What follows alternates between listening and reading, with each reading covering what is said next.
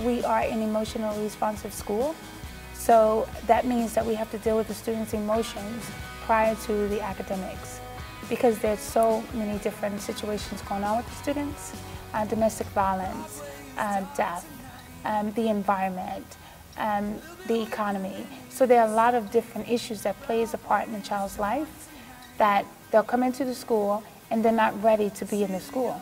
They just want to be where they feel comfortable. I picked him up from school on Friday, and when he came home, he had a bag in his book bag with food in it. And I wasn't, this is the middle of the school year, so this is something that they probably, inform parents about in the beginning of the school year. So they didn't just say, oh, it's going to be something in your son's book bag.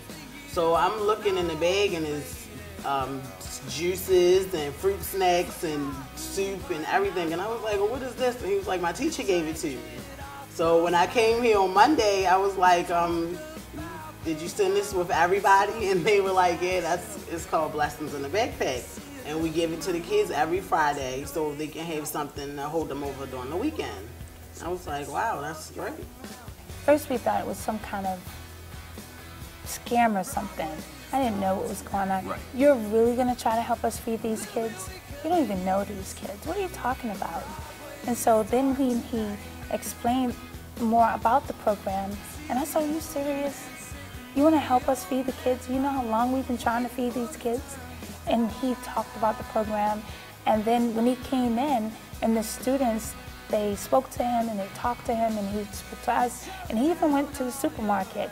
I thought that was one of the best things ever, because you never see anyone come into the community and go directly into the poverty and say, this is what we're going to do to help. It gives students a sense of community. It gives them a sense of being a part of a bigger picture, that it's not just you and I. Hunger can manifest itself in different ways, such as depression. Sometimes they're angry, but they're not really angry at you, so they take out their anger and frustration on the other peers because they're hungry. Or sometimes they can become violent, because not so tremendously violent where they're going to kill someone, but they could cause harm to themselves because they're banging their hands down. And then when you finally get them to calm down and say, what's wrong, just talk to me. I didn't get a chance to eat this morning. When Blessings in a Backpack came to the school, they knew no matter where they went, the one thing was for certain, that they would be able to eat on the weekend. Friday that just passed, he had a field trip, and I took him from school early.